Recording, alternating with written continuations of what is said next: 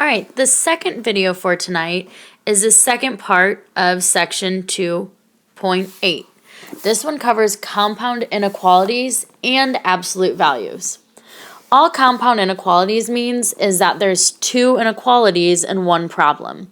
So as you see here, we have 8x plus 8 is greater than or equal to negative 64. And negative 7 minus 8x is greater than or equal to negative 79. So all I'm going to do here is start solving both equations. So again, on this side, to get my variable by itself, I first subtract 8 to both pieces of the equation. So I'm left with 8x is greater than or equal to negative 72. And then I need to divide by 8.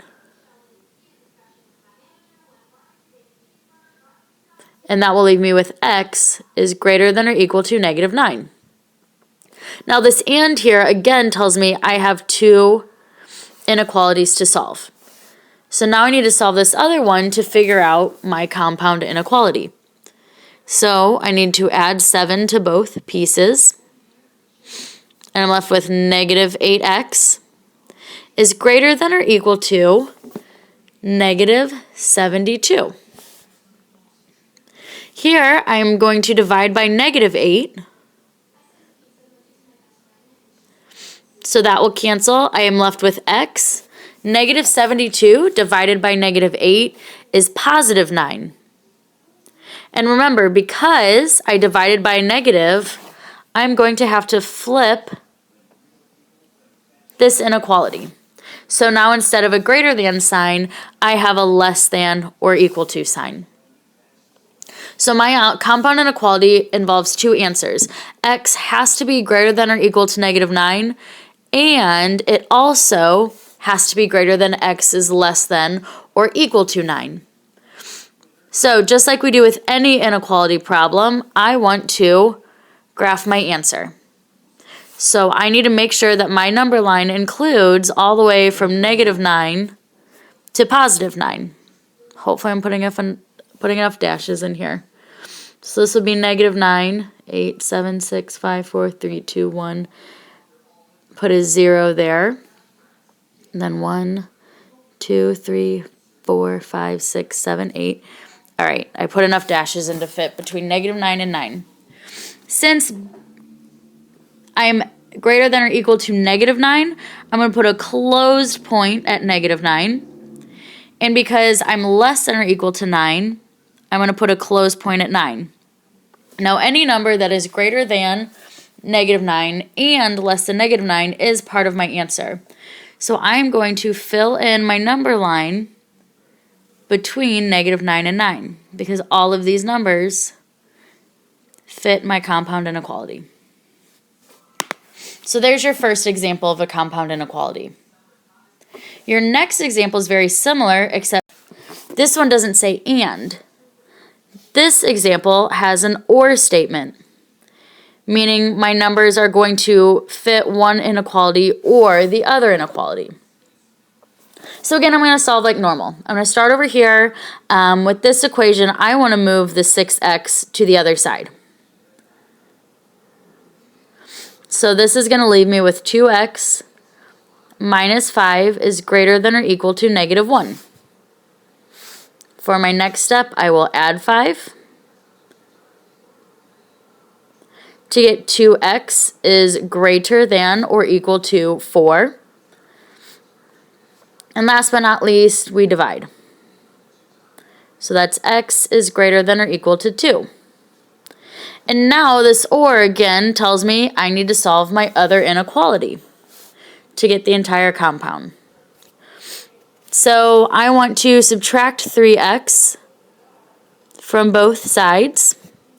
So I have 4 plus 1x is less than or equal to negative 3. To get x by itself, I'm going to subtract 4. And I have x is less than or equal to negative 7. So now that I have my two answers, I'm going to draw my number line. And this number line needs to include at least from -7 to +2.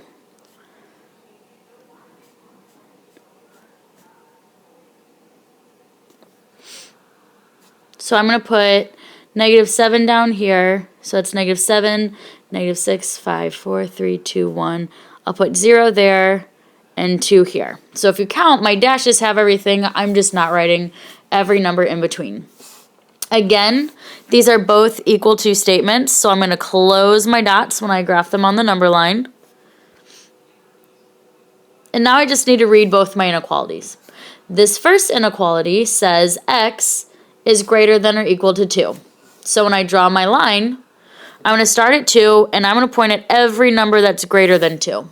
So it's going to go to the right. For x is less than or equal to -7, I just have to do the opposite. I need to point to the left because that's where all of my numbers less than -7 lie. So in an or statement, my 2 arrows on my number line should point in opposite directions. Now with absolute value inequalities, it's the same as compound inequalities. The only difference is they don't tell us and or. So as you look up here, anytime you have an absolute value and that's greater than, you're going to have an or statement. Whenever it is less than, like you see over here, that is going to be an and statement. So what I'm going to do before rewriting my statement as and or, I'm going to follow the same steps as before. And the first thing I have to do is get the absolute value by itself. So I have to eliminate everything that's surrounding it, as you can see me doing right now.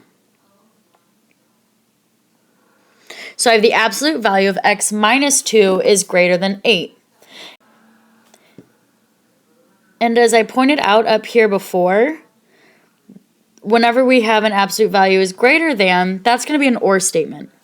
So I'm going to rewrite this problem as x minus 2 is greater than 8, or x minus 2 is less than -8. So just like with solving absolute value equations, I had to rewrite it twice where the answer, one was positive and one was negative. I have to do the same thing here, except when I switch to the negative sign, I also need to switch to a less than sign. So now I'm just going to have two equations, two inequalities that I solve for. And my first one is x is greater than 10. And my other one is that x is less than -6. So just as before, I'm going to make a number line using those two inequalities. So I'm going to go from -6 all the way up to 10.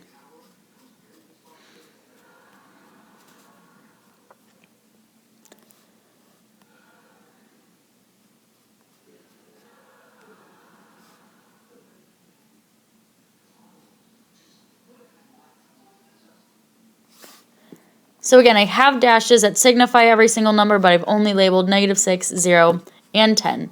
Since both of these inequalities are just strictly greater than or less than, I'm going to make my points open. So we're not filling them in this time. So I need x to be greater than 10, or it needs to be less than -6. So again, for an or statement, my two arrows are pointing away from each other.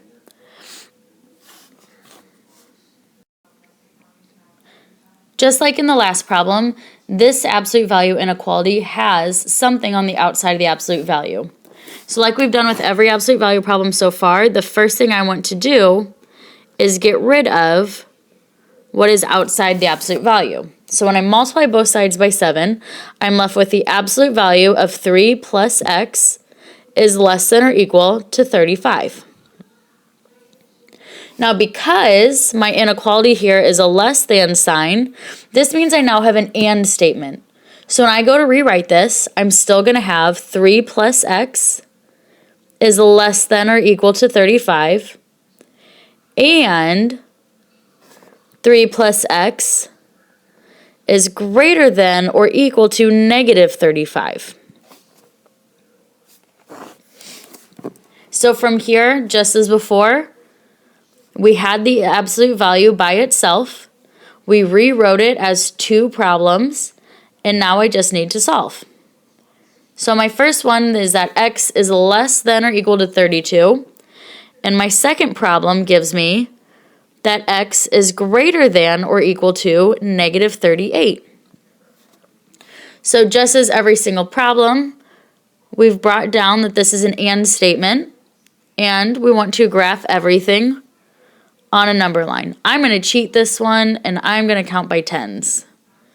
So this will be negative 40, 30, 20, 10, 0, 10, 20, 30, 40. But I'm going to mark that I'm counting by tens so that you guys can all see what's going on. And you should do the same for me. So I'm going to put my first dot at positive 32. It is closed because it's an equal sign. So I'm going to put this right here. My other point is at negative 38. So that will be right around there. And my number is less than 32, but greater than 38, negative 38, all fall in between my 2 points. Because I want all my values that are in between negative 38 and 32. So just like your last video, there is one example that I want you guys to try on your own. Again, to get full credit for your notes tonight, I need to see these notes copied into your notebook, plus to see that you have tried the try your own problem.